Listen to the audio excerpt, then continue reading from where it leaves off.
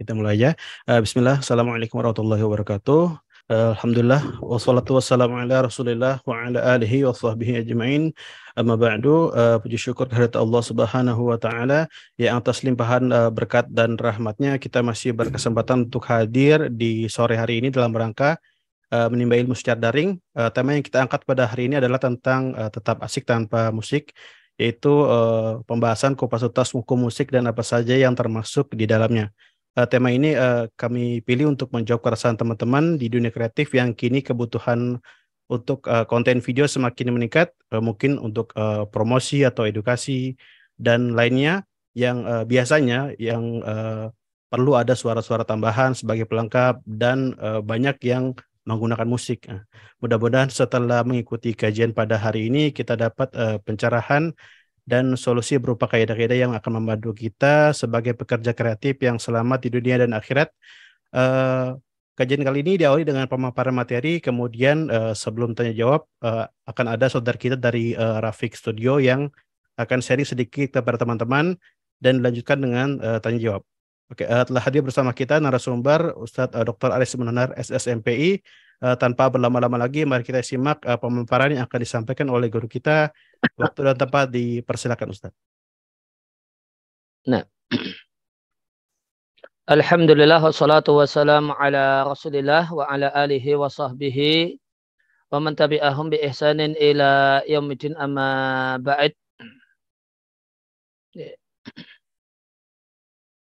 Kaum muslimin dan muslimah rahimani wa rahimakumullah. Sebelum kita masuk pada penyampaian materi, saya ingin sarankan untuk teman-teman yang pria dan laki-laki dan tidak memiliki problem koneksi dan ini untuk kalau memungkinkan bisa dibantu oleh host supaya membuka videonya biar saya nggak sendirian buka video sehingga saya kelihatan kalau ngomong di depan banyak orang gitu. Tapi kalau untuk perempuan ya videonya tolong dinonaktifkan saja. Kecuali untuk teman-teman yang punya hambatan masalah koneksi gitu, tidak memungkinkan ya silakan, itu saya nilai sebagai udzur. Tapi kalau yang tidak, untuk yang laki-laki ya tolong nemenin saya ya, kelihatan videonya. Gitu untuk harapan saya. Kaum muslimin dan muslimah rahimani wa rahimakumullah. Di materi yang akan saya sampaikan di sini ya, bisa dikatakan ya murojaah. Mungkin saya anggap ini teman-teman dah ngaji semua, jadi kita akan murojaah kenapa kita tidak cocok dengan musik ya. Maka perlu diketahui bahwasanya nyanyian dan demikian juga musik adalah satu hal yang dilarang oleh Allah Subhanahu wa taala dan Rasulnya. Kita jumpai sejumlah ayat dalam masalah ini. Jadi dalilnya bukan hanya di hadis namun juga ada di Al-Quran. Yang pertama di surat Luqman ayat yang ke-6. Allah Subhanahu wa taala menyampaikan di surat Luqman ayat yang ke-6, wa minan nasi may yashtari lahwal hadithi liyudilla an sabilillah. Di antara manusia ada orang yang membeli perkataan yang melalaikan untuk menyesatkan orang lain dari menyesatkan dirinya sendiri dan orang lain dari jalan Allah Subhanahu wa taala. Ini surat Luqman, dan surat Luqman itu makkiyah, artinya diturunkan sebelum Nabi Shallallahu Alaihi Wasallam berhijrah.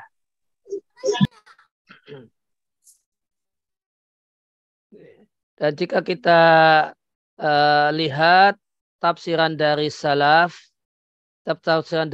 yaitu dari para sahabat, maka kita jumpai mereka bersepakat bahwasanya nyanyian itu termasuk dalam ayat ini.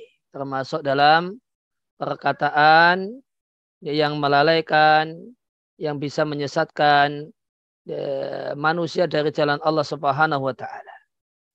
Bisa kita katakan bahasanya tafsir sahabat, para sahabat itu sepakat dengan hal ini. Dan tafsir sahabat itu statusnya seperti hadis Nabi Shallallahu Alaihi Wasallam, seperti hadis marfu, hadis yang dinisbatkan kepada Nabi Shallallahu Alaihi Wasallam. Diriwayatkan, misalnya diriwayatkan oleh Ibnu Jarir at-Tabari dari Abdullah ibnu Mas'ud radhiallahu anhu ketika menjelaskan makna ayat ini, surat Luqman ayat yang ke-6, beliau katakan, wallahilladzi la ilaha illahu, demi Allah zat yang tiada sembahan yang berhak disembah melainkan Dia, innalah wal hadisi lahwal ghina'u, sesungguhnya ucapan yang melalaikan itu adalah nyanyian. Dan Ibnu Mas'ud radhiallahu taala anhu mengucapkan hal ini sebanyak 3 kali.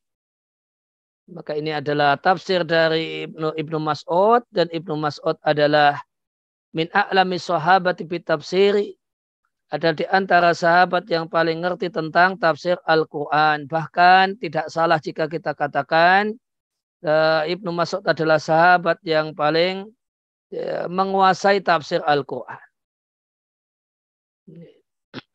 Diriwayatkan oleh Al-Bukhari dan Muslim dari Masruq dari Abdullah ibnu Mas'ud, beliau mengatakan, walladzi la ilaha ghairuhu ma min kitabillahi suratun, demi Allah tidak ada satupun surat dalam Al-Quran kecuali aku tahu, kata Ibnu Mas'ud, di manakah turunnya. Bahkan wa ma min ayatin illa ana a'lamu fima unzilat, tidak ada satupun ayat kecuali aku tahu itu turun tentang apa. Bahkan beliau katakan, seandainya aku tahu ada seorang yang lebih berilmu tentang Al-Quran dan itu tempat kediamannya masih bisa kucapai dengan kendaraan, la raqibtu ilaihi, niscaya aku akan naik kendaraan pergi kepadanya untuk belajar kepadanya. Ya, itu ayat yang pertama di Al-Quran yang membahas tentang masalah musik dan nyanyian, dan dia adalah Makkiyah, turun sebelum hijrahnya Nabi Shallallahu Alaihi Wasallam. Kemudian yang kedua ada di surat An-Najm 59 dan 60, dan ayat ini juga Makkiyah, ayat yang turun sebelum hijrahnya Nabi Shallallahu Alaihi Wasallam ke Madinah. Maka berarti bisa kita simpulkan bahwasanya keharaman hal ini, keharaman musik, satu hal yang menunjukkan bahasanya musik itu satu hal yang sangat-sangat berbahaya, sehingga sampai-sampai keharamannya itu tidak termasuk yang baru diharamkan setelah di Madinah. Namun sejak di Mekah, sejak sebelum hijrahnya Nabi Shallallahu Alaihi Wasallam sudah turun 2 ayat yang menunjukkan terlarangnya hal ini. Ini menunjukkan bahayanya hal ini dan besarnya pengaruhnya pada hati dan pada diri dan pada kebaikan dan kesolehan manusia. Nah, ayat yang kedua yang turun sebelum hijrah, dan surat An-Najm ayat 59, Allah Ta'ala berfirman, afa min hadal hadisi ta'jabun wa tadhakuna wa la tabakun wa antum samidun. Apakah terhadap perkataan ini, yaitu Al-Quran, mereka keheranan? Ketika Al-Quran dibacakan, mereka tertawa dan tidak menangis. Wa antum samidun, namun kalian malah bernyanyi.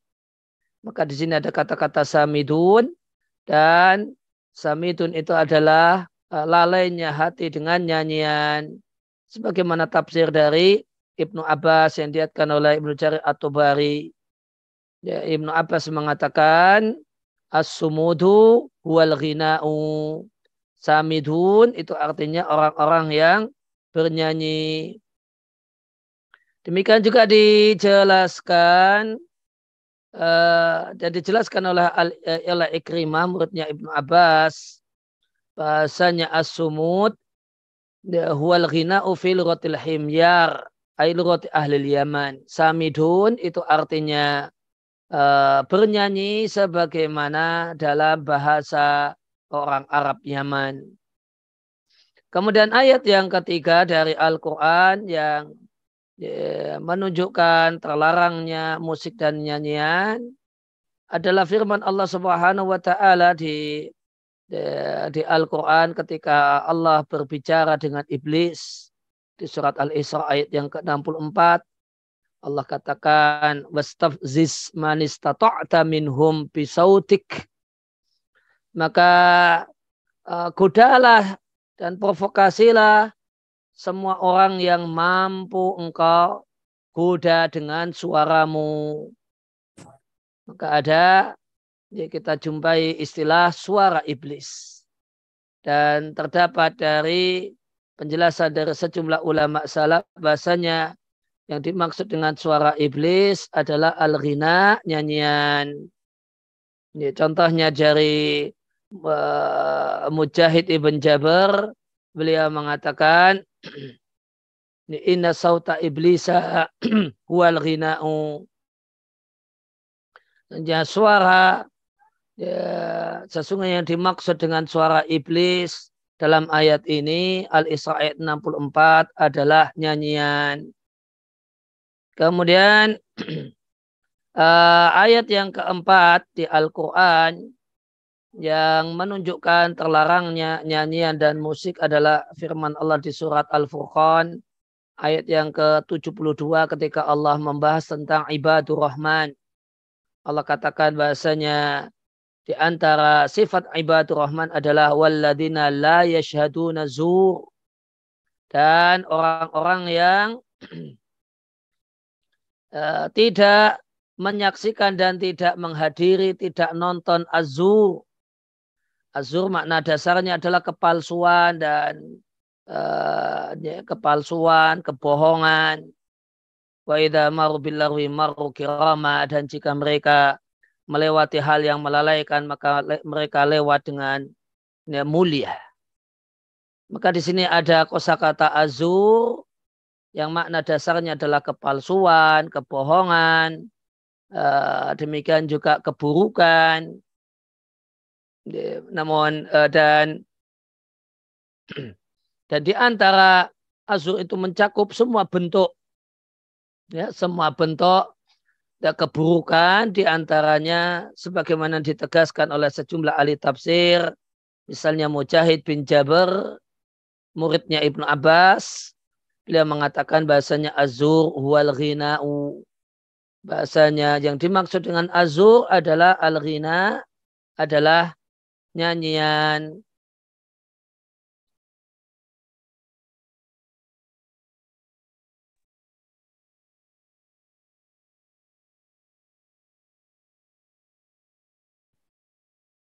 Ya, maka jika kita perhatikan, ya, maka para ahli tafsir dari kalangan sahabat dan tabi'in, mereka semua seragam mencela nyanyian, ya, dalam bentuk betul-betul nyanyian, bukan hanya suara yang bukan hanya suara yang diperindah, namun nyanyi dalam bentuk nyanyian. Demikian juga kita jumpai hadis-hadis yang demikian banyak menunjukkan hal ini. Dan jika kita perhatikan, jika kita telaah, maka ada sebagian hal-hal yang hukumnya haram, ulama sepakat keharumannya, namun dalilnya sedikit. Dalilnya sedikit. Maka kalau yang demikian, itu bisa dipastikan bahwasanya keharamannya satu hal yang diterima oleh semua akal sehat. Misalnya ayat tentang keharaman zina, ya, paling yang terkenal wala taqrabuz zina, gitu. atau firman Allah Subhanahu wa taala demikian juga di surat Al-Furqan. Ya, enggak banyak. Jadi cuma 1-2 ayat saja. Dan kenapa demikian? Apa hikmahnya? Ya karena itu mudah untuk diterima. Ya, mudah untuk diterima. Lain halnya dengan musik dan nyanyian, mungkin karena ini mengundang debat tebel di antara manusia, sehingga ayatnya banyak, hadisnya juga tidak kalah banyak tentang hal ini.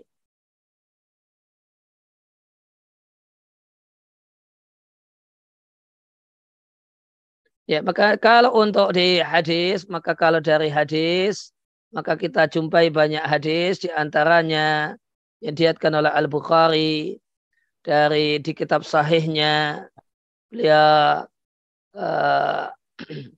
dari sahabat dari Atiyah ibn Qais dari Abdurrahman ibn Ghanmin, beliau mengatakan bahasanya Abu Malik atau Abu Amir menceritakan kepadaku, dia mengatakan demi Allah kalau beliau tidaklah berdusta kepadaku, beliau mendengar Rasulullah Sallallahu Alaihi Wasallam bersabda, la yakunanna min ummati aqwamun yastahiluna al-hira wal harira wal khamra wal ma'azif. Sungguh akan ada di antara umatku, di tengah-tengah umatku, sekelompok orang yang menghalalkan kemaluan, yaitu zina, dan al-harira, mengharamkan sutra bagi laki-laki, menghalalkan sutra bagi laki-laki, menghalalkan khamar, wal ma'azib, dan menghalalkan alat musik.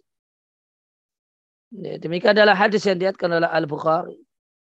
Dan berita dari Nabi Shallallahu Alaihi Wasallam ini menjadi sebuah kenyataan.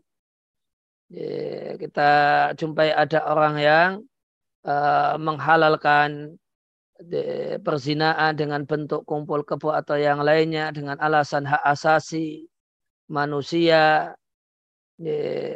Demikian juga menghalalkan sutra, menghalalkan khamar dengan label ini adalah minuman yang menunjukkan kedewasaan, menunjukkan ini kehebatan, kegagahan.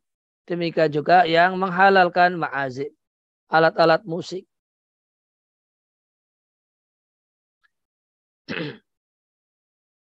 Ya, berkenaan dengan hadis ini, hadis ini jelas-jelas diriwayatkan oleh Al-Bukhari rahimallahu ta'ala. Oleh karena itu usaha Ibnu Hazm untuk mendhaifkan hadis ini satu hal yang sia-sia. Ya, tidak ada manfaatnya. Cukup dengan melihat bahwasanya hadis ini adalah hadis sahih Bukhari, sudah cukup untuk menunjukkan tidak benarnya pandangan yang mempermasalahkan kualitas hadis ini. Ya, kemudian tentang apa makna adanya sejumlah orang yang menghalalkan alat musik. Maka yang dimaksud dengan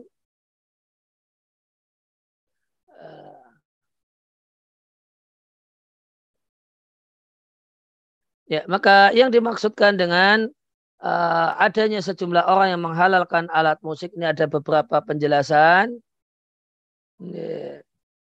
Yang pertama, ada yang memaknai bahwasanya ada orang yang membolehkan hal yang haram secara tegas. Dia sudah tahu keharamannya, namun dia tetap kekeh, wah itu halal. Artinya dia sombong, menolak nas, padahal dia tahu kalau memang Allah dan Rasulnya mengharamkannya. Maka dia menegaskan kalau itu halal karena kesombongan terhadap Al-Quran dan hadis Nabi. Dan siapa yang menghalalkan alat musik dan nyanyian yang haram, maka perlu diketahui sebagian ulama ada yang menegaskan kalau tindakan tersebut membatalkan iman. Dan ini misalnya disampaikan oleh sebagian ulama bermadzhab Hanafi, mereka mengatakan inna sama al-ghina fusukun wa taladzudzu bihi kufrun. Sesungguhnya mendengarkan nyanyian itu adalah kefasikan. Artinya seorang yang semula muslim yang baik, dengan hal tersebut dia telah keluar dari status muslim yang baik, menjadi muslim yang tidak baik atau kurang baik. Kemudian beliau katakan wa taladzudzu bihi kufrun, dan menikmatinya itu adalah bentuk kekafiran.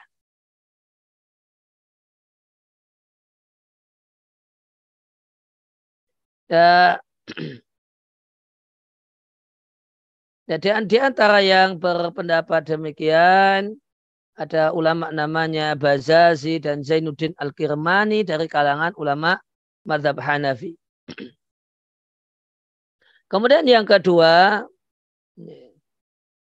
ada ya penjelasan yang kedua, apa yang dimaksud dengan menghalalkan alat musik. Maksudnya dan maknanya adalah menjadikannya sebagai hobi. Mendengar alat musik itu dijadikan sebagai hobi. Jadi hobinya mendengarkan musik sehingga orang lain akan menyangka dan menilai kalau dia adalah orang yang beranggapan itu satu hal yang halal dan mubah. Sebagaimana kita lihat orang itu hobi makan nasi, ya, maka ini perbuatan orang yang menilainya sebagai satu hal yang halal. Maka ada orang yang demikian, bukan hanya dengar satu dan dua kali, mendengarkan satu dua kali, namun dijadikan sebagai hobi. Maka ini tindakan yang disebut dengan menghalalkan alat musik. Kemudian penjelasan yang ketiga, dan ini diantaranya adalah penjelasan Syekhul Islam Ibnu Taimiyah rahimallahu ta'ala, bahasanya yang dimaksud dengan menghalalkan alat musik dalam hal ini adalah mengotak-atik dalil, berkelit ke sana ke sini. Ketika disodorkan alasan-alasan, hujah, dalil tentang keharamannya, dia ngeles ke sana kemari, kemudian mencari-cari dalih untuk membolehkannya. Semacam ada yang beralasan nyanyian itu kan suara indah, seperti suara indah kicauan burung, suara angin, maka cuma suara indahnya itu dirangkai, jadilah musik.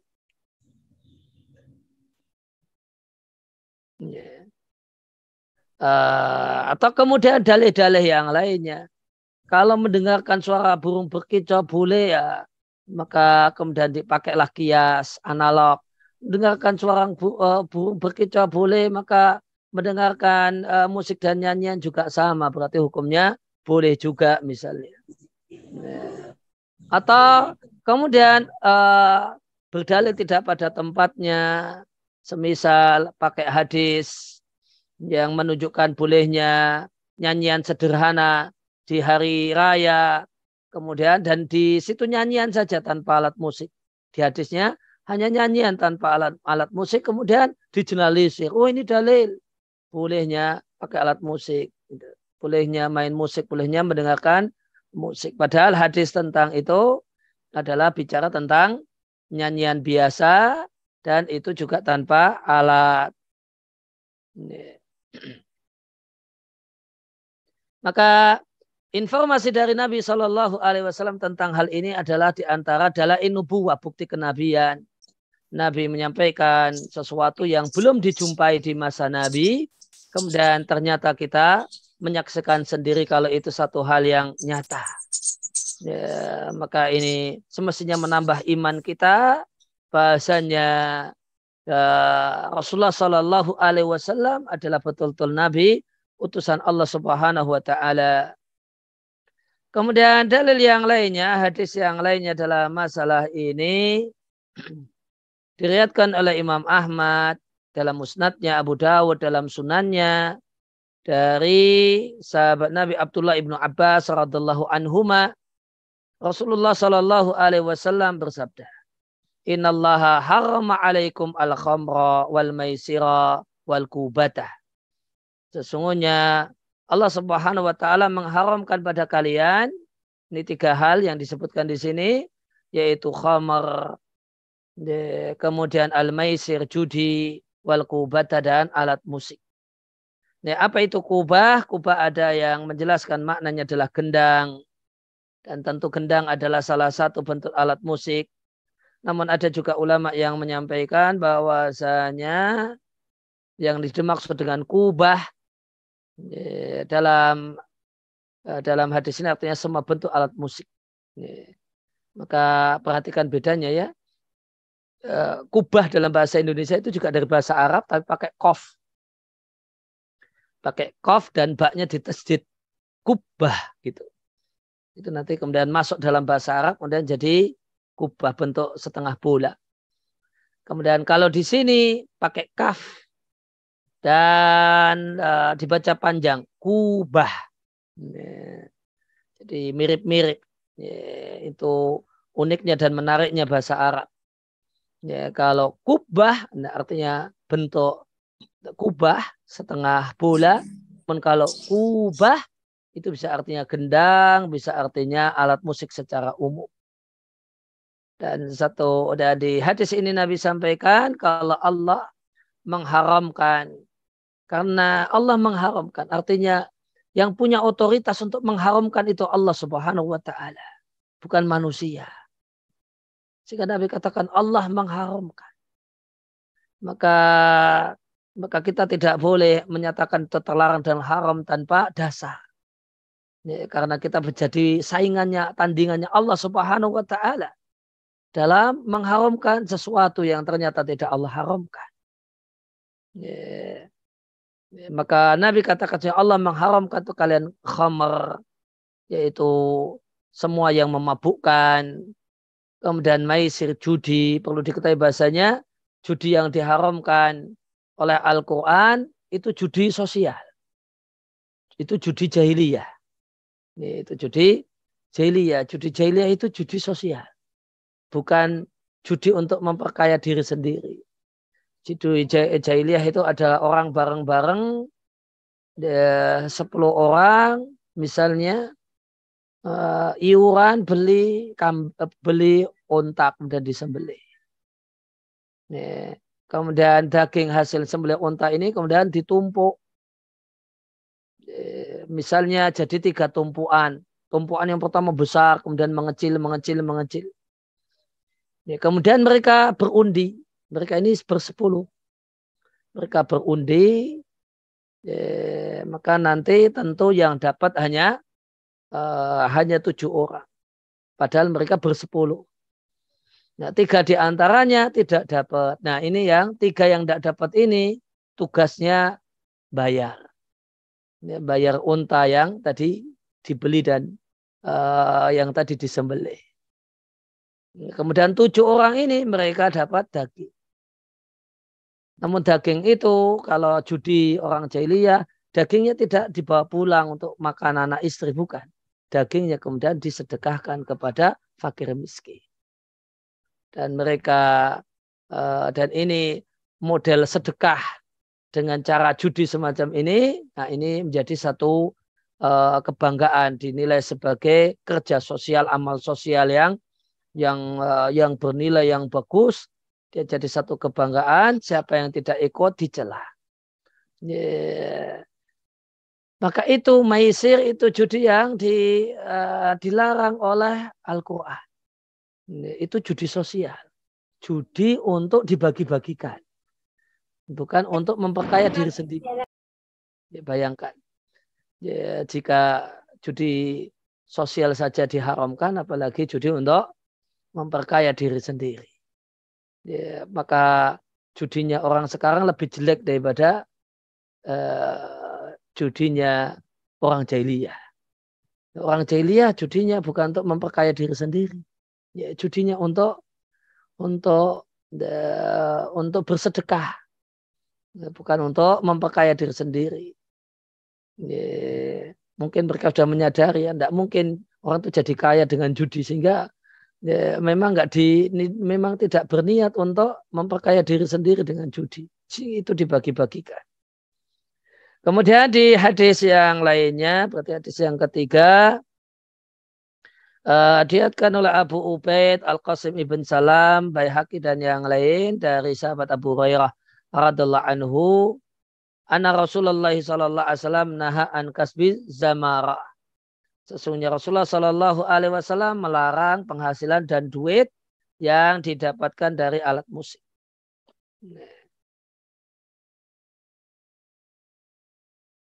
Nah, maka di sini ada penegasan ketidakhalalan penghasilan yang didapatkan dari alat musik ini. Namun satu hal yang patut untuk didudukkan, bahwasanya ada dua hal yang patut untuk dibedakan ya, dan didudukkan. Ya, ada nyanyian dan ada dalam bahasa Arab ghina dan ada ma'azib atau alat musik. Perlu diketahui bahasanya kalau alat musik jelas ya. Alat musik jelas boleh jadi alat musik ini memainkan alat musik boleh jadi plus nyanyian, boleh jadi tanpa nyanyian. Kemudian tentang ghina atau nyanyian dalam bahasa Arab, nyanyian dalam bahasa Arab itu luas cakupannya. Membacakan syair, bersenandung, atau kemudian seperti deklamasi puisi, itu termasuk ghina. Itu termasuk ghina dan tentu tidak semuanya terlarang. Tidak semuanya terlarang. Kalau sekedar deklamasi puisi, orang kemudian berucap bersajak, kemudian a semua, atau orang bersenandung biasa tanpa ada not yang dipatuhi, orang memperbagus suara tanpa belajar not dalam nyanyiannya, sedang bersenandung, maka itu tidak termasuk dalam larangan. Yang larangan itu bernyanyi yang betul-betul bernyanyi. Ya, bernyanyi yang identik dengan pasangannya alat musik, itu bernyanyi yang terlarang.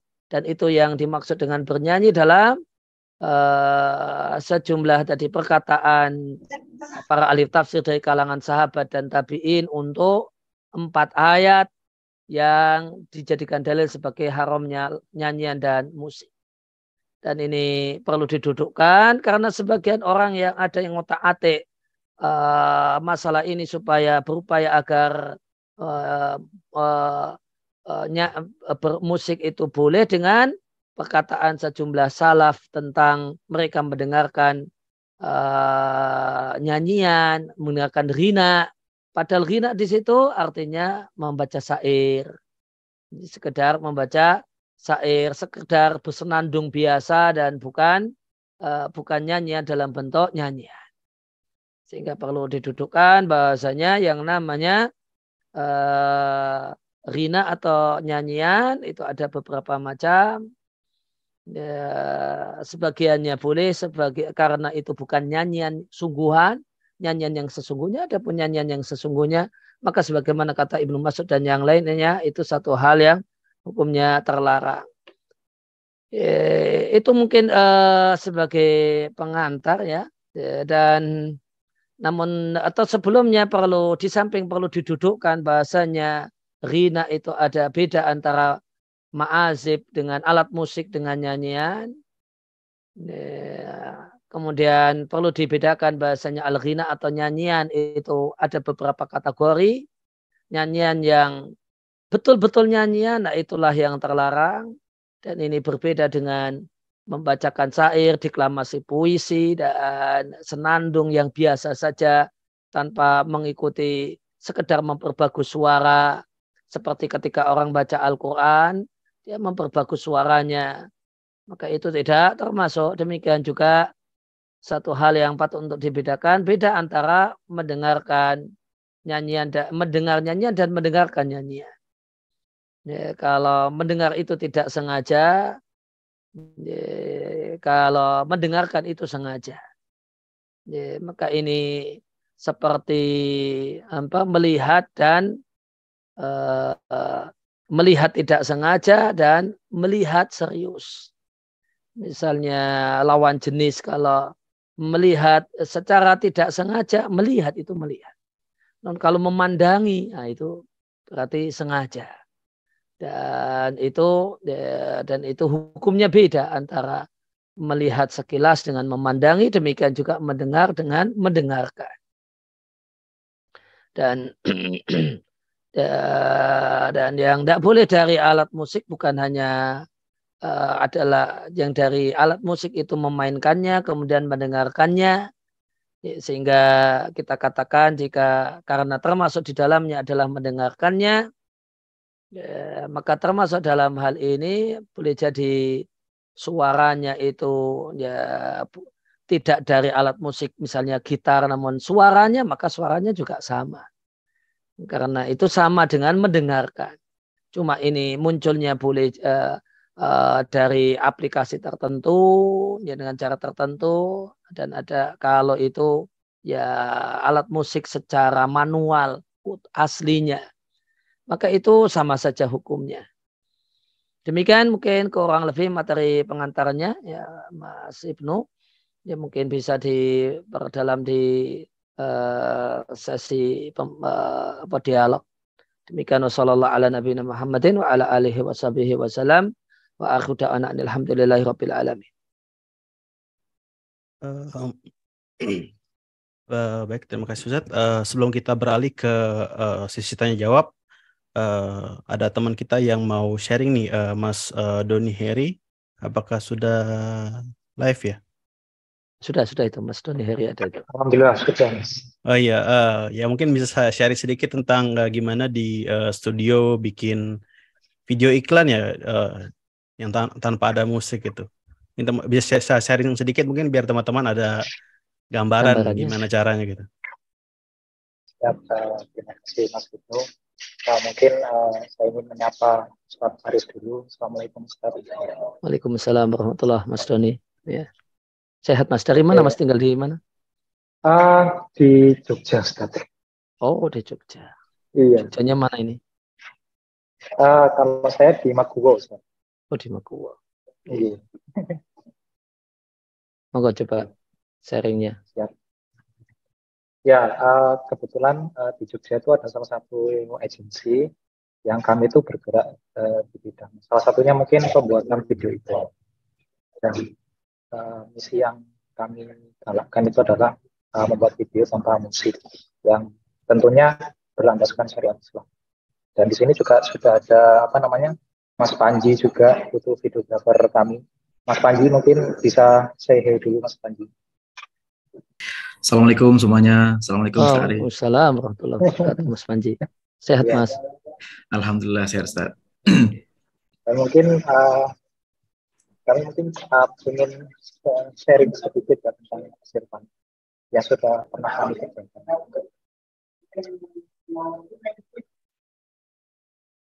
Mas Ibnu bisa izinkan saya share screen? Ya, diizinkan share terus ya. Sebentar. Mas Ibnu sudah jadi host kok. Oh ya. Ya, coba. Sudah bisa? Sudah.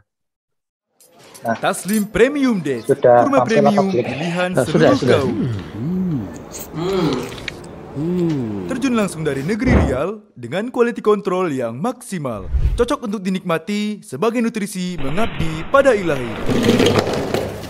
Ada varian ajwa, sukari, dan banyak lagi. Dimakan bareng keluarga ataupun dengan tetangga, apapun pilihannya, Taslim Premium Dates kurmanya.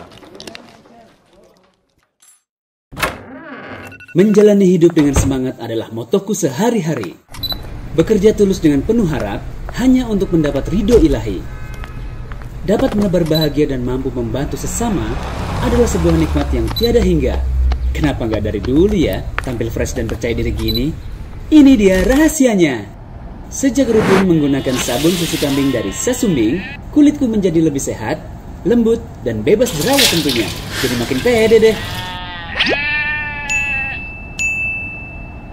Nah, pakai Sasumbing juga kan? Jelas. New Sasumbing, kulit kembali sehat dengan nutrisi terbaik.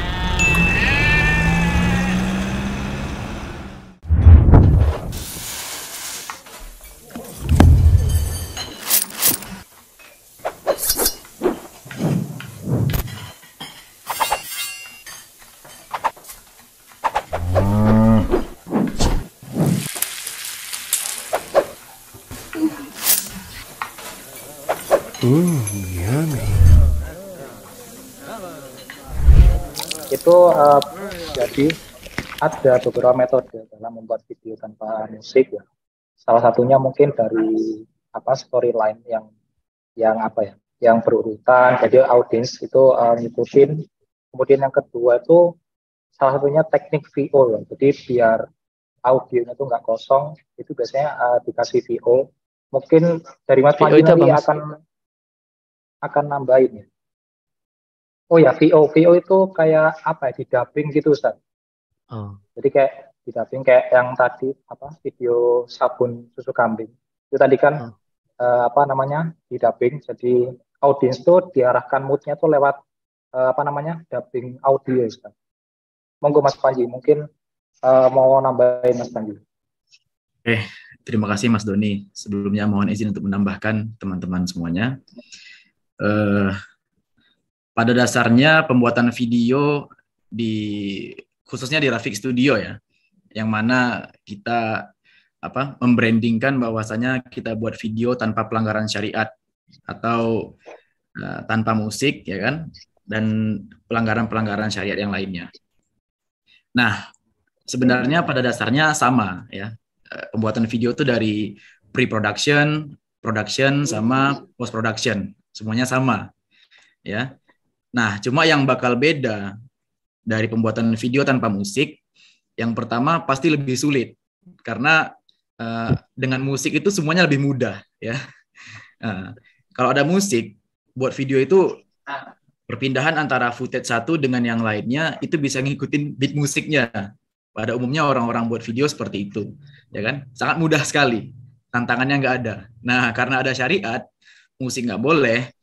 Yang paling di-up dalam pembuatan video tanpa musik, yang pertama itu di konsep, sama di pergantian penggunaan musik itu menjadi ambience dan sound effect sama voice over.